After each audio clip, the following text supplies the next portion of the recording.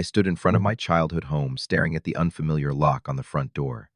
My key wouldn't fit anymore. I checked my phone again. One new message from Mom Curtis. "I think it's best if you find somewhere else to live." I couldn't believe it. After everything I'd done, my own mother had kicked me out to please her new husband, Victor, and his 3 disrespectful kids. What none of them realized was that I actually owned this house. My grandparents had left it to me in their will. Before I tell you how I turned this situation around, drop a comment letting me know where you're watching from, and subscribe for more real-life stories. I was raised by my grandparents in that house. They stepped in when my father abandoned us, and my mother fell into a deep depression. I was only 5 years old when they bought this place, specifically to give us stability. My grandfather was a retired carpenter who spent countless hours teaching me how to fix things around the house. Every weekend, we'd work on some project together, installing shelves, repairing the deck, or maintaining the garden my grandmother loved so much. "This house is more than wood and concrete," my grandfather would say. "It's a foundation for your future, Curtis. A home should be something you can count on." My grandmother was equally invested in my upbringing. She was a retired school teacher who made sure I stayed focused on my education. Every evening after dinner, we'd sit at the kitchen table while I did my homework, and she graded papers from the tutoring she still did for neighborhood kids. They were the most stable presence in my life. My mother lived with us too, but her depression made it difficult for her to be consistent. Some days she was present, and loving, other days she could barely get out of bed. My grandparents never spoke ill of her. They just quietly filled the gaps in my care. When I was 19 and in my second year of college, my grandfather passed away from a heart attack. It devastated all of us, especially my grandmother. She seemed to lose her spark without him. Just a year later, she followed him, passing peacefully in her sleep. I was in the middle of final exams when I got the call about my grandmother. After the funeral, I met with their lawyer, a family friend named Mr. Setter Patterson. What he told me changed everything. "Your grandparents left the house to you, Curtis," he said, sliding the will across his desk. "They wanted to make sure you always had a place to call home." I was stunned. "Does my mother know, Mr.?" Patterson shook his head. "They specified that you should decide when and how to tell her. They were concerned about her vulnerability and wanted to ensure the house would remain in the family." It was a heavy responsibility. My mother was still living in the house, and I was in no position to maintain it while still in college. I decided to keep the information to myself until I graduated and got established. In the meantime, I continued to live in the basement when I was home from college, which had been converted into a small apartment years earlier. After graduation, I landed a good job in software engineering. The salary allowed me to cover the property taxes and maintenance costs without burdening my mother. I never asked her for rent, seeing it as my contribution to her well-being. Her depression had improved over the years, and I was happy to see her regaining her independence. 3 years into my career, I started traveling frequently for work. I would be gone for weeks at a time implementing systems for clients across the country. It was during one of these trips that my mother called to tell me she had met someone. "His name is Victor," she said, sounding more animated than I had heard her in years. "He's a financial advisor at the bank. We've been dating for a few months now." I was happy for her. After everything she had been through, she deserved to find companionship. When I returned from my trip, I met Victor for the first time. He was in his mid-40s, well-dressed, and seemed genuinely interested in making my mother happy. He had been divorced for 5 years and had 3 children who split their time between him and their mother. "It's great to finally meet you, Curtis," Victor said, shaking my hand firmly. "Your mother talks about you all the time." Over dinner, he asked thoughtful questions about my job and seemed impressed by my career trajectory. My mother glowed with happiness beside him. I decided then that my concerns about the house ownership could wait. Her happiness was more important. A few months later, Victor moved in and his kids started spending weekends at the house. Jason was 19, Megan 16, and Lucas 14. They were polite enough at first, if a bit standoffish. I made efforts to connect with them, inviting them to help with house projects or offering to help with homework, but they maintained their distance. "They just need time," my mother assured me. "This is a big adjustment for everyone." I agreed and continued, spending most of my time in my basement apartment when I wasn't traveling. I had my own entrance, a small kitchen and bathroom, so it was easy to give them space upstairs. It seemed like a reasonable arrangement. I was often away for work anyway. Looking back, I should have seen the signs earlier. But I wanted so badly for things to work out for my mother that I ignored the gradual changes happening in my own home. It started with small things. I would return from a business trip to find my personal items in the common areas had been moved or put away. The family photos that had always hung in the hallway, pictures of me with my grandparents, were replaced with photos of Victor and his kids. We just thought it was time for a refresh, my mother explained when I asked. There's so many people in the house now, everyone should feel represented. I couldn't argue with that logic, so I took the old photos to my apartment downstairs. Then I noticed other changes. The garage that had once housed my grandfather's woodworking tools was cleared out to make room for Jason's weightlifting equipment. The garden my grandmother had lovingly tended was paved over for a basketball court for Lucas. Victor thought the boys needed space for their hobbies, my mother said when she saw my surprise. And honestly, Curtis, I was never able to keep up with that garden anyway. Each time I returned home, more of my grandparents' legacy seemed to have disappeared. But I bit my tongue, not wanting to upset the fragile happiness my mother had found. The real problems started about 8 months after Victor moved in. I returned from a 3-week trip to find that my office in the basement, separate from my apartment, had been converted into a gaming room for Lucas and his friends. What happened to my desk? My computer equipment, I asked, staring at the transformation. We put everything in boxes in the storage room, my mother said, not quite meeting my eyes. Victor thought since you travel so much it was a waste to have the room sitting empty. That was the first time I spoke up firmly. Mom, I need that space for work when I am home. You should have asked me first. You're barely here, Curtis, Victor interjected, coming down the stairs. The kids need space too.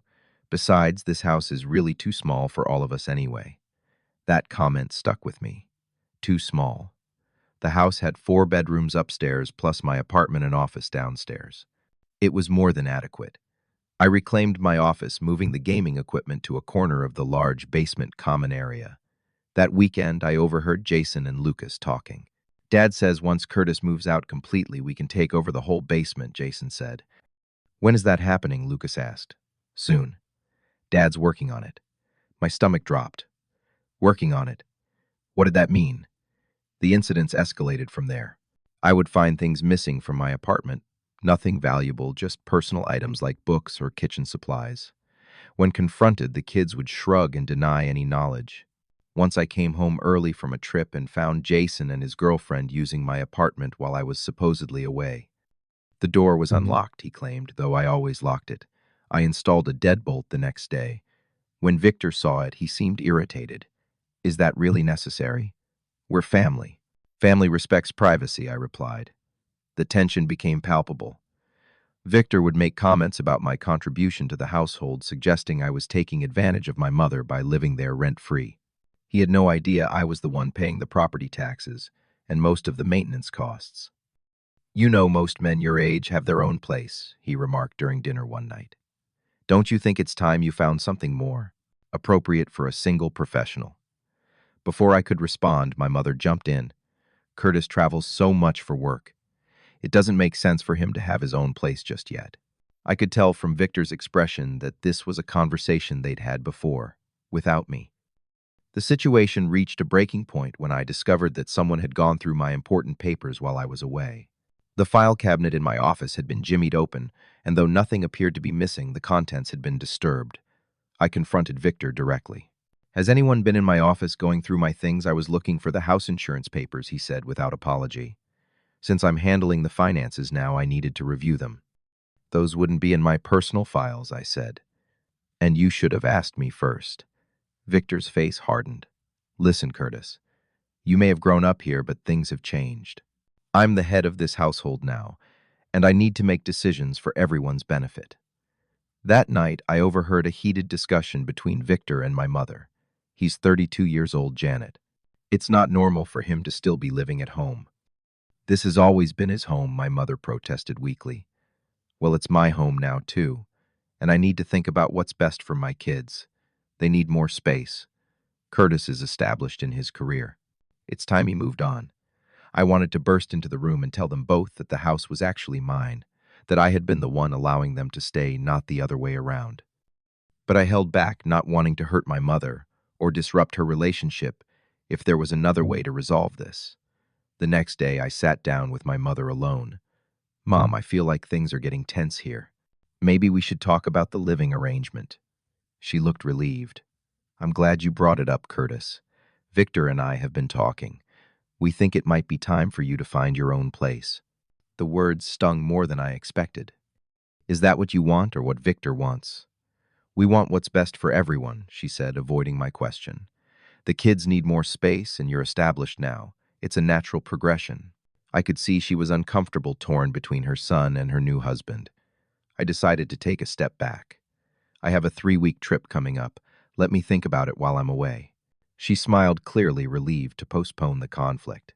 That sounds good. Thank you for understanding. I left for my business trip with a heavy heart, planning to consider my options and decide how to approach the house ownership revelation when I returned. But events forced my hand much sooner than I expected. The trip was scheduled for 3 weeks, but I managed to finish the project early and returned home after just 2 weeks. That's when I found myself standing on the porch, key in hand, unable to open the door. The locks had been changed. I rang the doorbell, thinking there must be some mistake. Victor answered his surprise, quickly turning to annoyance. Curtis, we weren't expecting you back so soon. The locks have been changed, I said, stating the obvious. Yes, we decided to upgrade the security system. He made no move to let me in. Can I come in?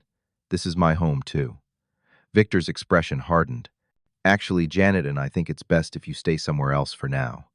She sent you a message. I checked my phone again and saw the text from my mother, Curtis. I think it's best if you find somewhere else to live. I need to talk to my mother, I insisted. She's not available right now, Victor said. We've packed your things. They're in the garage. I'll open it for you. I was in shock as Victor led me around to the garage. There were about a dozen boxes haphazardly stacked, labeled Curtis, in unfamiliar handwriting. This is everything, I asked, looking at the small pile that was supposed to represent my life in that house. Everything from your room and the basement, Victor confirmed. You can check if you want. But we were thorough. Through the garage window, I could see movement upstairs. My mother was home watching this unfold, but not coming to talk to me. I called her. She answered on the 4th ring.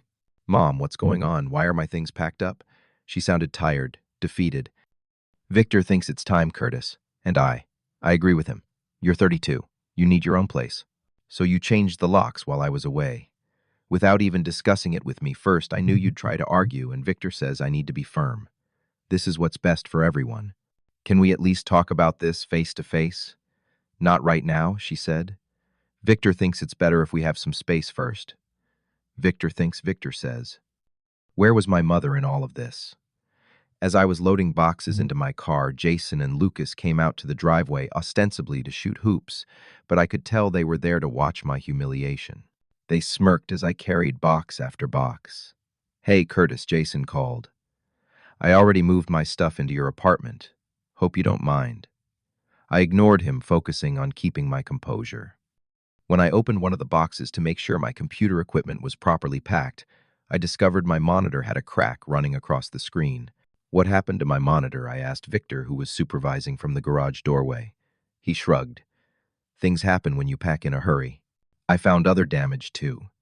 Picture frames broken, a model ship my grandfather and I had built together snapped at the mast. It seemed too systematic to be accidental. As I was loading the last box, Victor approached me. Janet and I think it's best if you don't come around for a while. Give everyone time to adjust to the new situation. This is my home, I said, my voice breaking slightly. I grew up here. It was your home, he corrected. Now it's ours.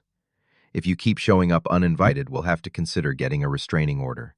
I looked up at the house one last time and saw my mother watching from the upstairs window.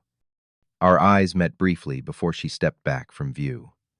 I drove to a hotel in a daze, checked in, and brought one box to my room, the one with my immediate necessities. Sitting on the edge of the bed, the reality of what had just happened hit me. I broke down sobbing like I hadn't since my grandparents died. Later that night, unable to sleep, I started going through the boxes I'd brought up. Among my belongings was a folder of important documents: birth certificate, social security card, and the file Mr. Patterson had given me years ago containing my grandparents' will and the deed to the house. I opened it and read through the legal language again. There it was in black and white. We hereby bequeath our property at 1487 Maple Street to our grandson Curtis James Wilson. The house was mine. Legally and completely mine.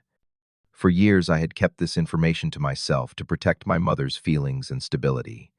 I had paid the property taxes, covered major repairs, and never asked for anything in return. And this was how they repaid me, by throwing me out of my own house. I pulled out my phone and called an old friend from college who had become a real estate attorney. Adam, I need some legal advice. It's about my house.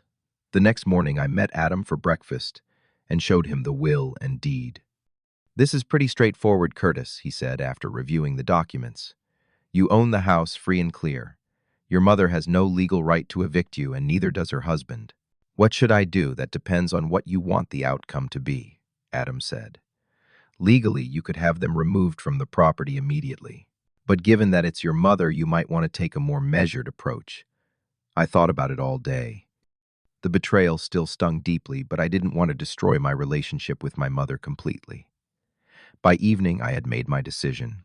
The next morning, I returned to the house with Adam and a locksmith. Victor opened the door, his face darkening when he saw me. I thought I made myself clear yesterday, he said. You did, I replied calmly. Now I need to make myself clear. This locksmith is here to change the locks back, and I'll be moving back in today. Victor laughed. You can't be serious. This is trespassing. I'm calling the police. Go ahead, I said. I'll wait. My confidence clearly unnerved him. He turned to Adam. Who are you? I'm Curtis's attorney. Adam replied, handing Victor a folder. These are copies of the property deed and his grandparents' will. As you can see, Curtis is the legal owner of this house, and has been since his grandmother passed away 7 years ago. Victor snatched the folder and flipped through the documents, his expression changing from anger to shock. This can't be right, he muttered. It is right, I said. I've paid the property taxes and major maintenance costs for years. I've allowed my mother to live here rent-free, out of love and respect. And I've tolerated your presence and disrespect because it seemed to make her happy. But that ends today. My mother appeared behind Victor, drawn by the commotion. Curtis, what's going on? I handed her another copy of the will. Grandma and Grandpa left the house to me, Mom. They wanted to make sure we always had a place to live. I've owned it since I was 20. She took the papers with trembling hands. Why didn't you tell me? At first because I was still in college and wasn't ready for the responsibility. Later because it didn't seem necessary. We were doing fine with the arrangement we had. Until Victor came along. My mother read through the documents, her face crumpling. I had no idea. Victor recovered from his shock and switched tactics. Janet, he's manipulating you. He probably forged these papers when he realized we were serious about him moving out. The will is on file with the county, Adam interjected. As is the deed transfer. These are legitimate legal documents. My mother looked at me with tears in her eyes. Curtis, I'm so sorry. I never would have asked you to leave if I had known. You shouldn't have asked me to leave regardless, I said, the hurt still fresh. This has been my home my entire life. I've never done anything but support you, even when it meant keeping secrets to protect your feelings. Victor put his arm around my mother. Janet, we need to talk about this privately. I stood my ground. No more private discussions about my house. Here's what's going to happen, Victor. You and your children will pack your things and leave by the end of the week. Mom, you can stay if you want to. You can't separate us, Victor protested. Janet and I are married now. I'm not separating anyone, I replied. You're welcome to find a place together. But it won't be this house. My mother was sobbing now. Curtis, please. We can work something out. Victor has been good to me. Has he, I asked. Or has he been isolating you and turning you against your own son? Think about it, Mom. Really think about how things have changed since he moved in. The locksmith had been quietly waiting during this exchange. I nodded to him to proceed with changing the locks. Victor tried to block him. This is illegal. Actually, Adam said, preventing the legal property owner from accessing his house is illegal. As Curtis's attorney, I strongly advise you not to interfere. Victor turned to my mother. Are you going to let him do this? Choose between your husband and your son. It was the first time I'd seen my mother stand up to him. You told me Curtis was taking advantage of me. You said he needed to grow up and move out. You never mentioned that this was actually his house all along. I didn't know Victor protested, but something in his expression made me doubt his sincerity. Did you go through my office looking for property documents? I asked suddenly, remembering the disturbed filing cabinet. Victor's momentary hesitation was all the confirmation I needed. You did, didn't you? You were looking for leverage, some way to claim ownership. I was trying to protect our future, Victor said to my mother. We're not getting any younger, Janet. We need security. By stealing my son's house, her voice was incredulous. The next few days were tense. I moved back into my basement apartment, installing additional security measures to prevent further intrusions. Victor and my mother had heated arguments upstairs, their voices sometimes carrying down to my space. True to my word, I gave Victor and his kids a week to find alternative accommodations. Jason was particularly bitter, slamming doors and making snide comments whenever we crossed paths. I discovered they had damaged several areas of my apartment.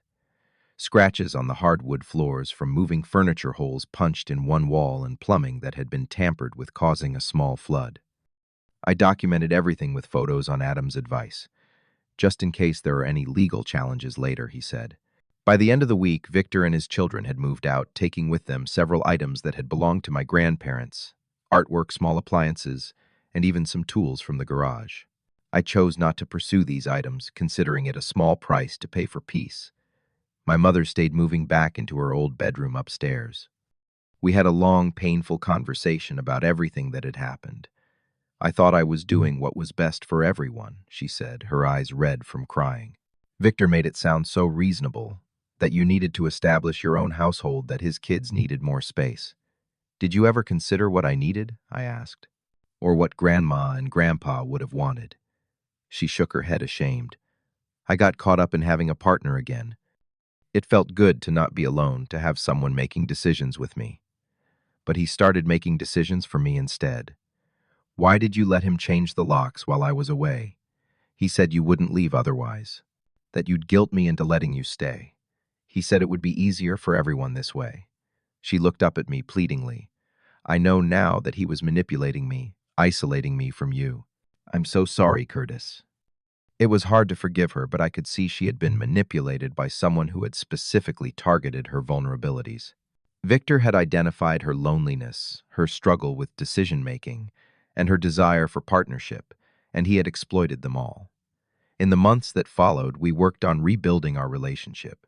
I hired contractors to repair the damage to the house and to renovate the basement into a proper separate apartment with enhanced security features. My mother and I established clear boundaries and expectations for our shared living arrangement. Gradually, she began to see Victor's behavior for what it was: a calculated effort to gain control of a valuable asset. She filed for divorce 3 months after he moved out, and I supported her through the process. 6 months after the confrontation, our home feels like ours again. I've rehung the family photos in the hallway, restored my grandfather's workshop in the garage, and replanted my grandmother's garden. My mother has started therapy to work through her vulnerability to manipulation and her history of depression. Last weekend, as we worked together in the garden, she said something that brought tears to my eyes. Your grandparents would be so proud of you, Curtis, not just for protecting their legacy, but for how you handled everything with such integrity.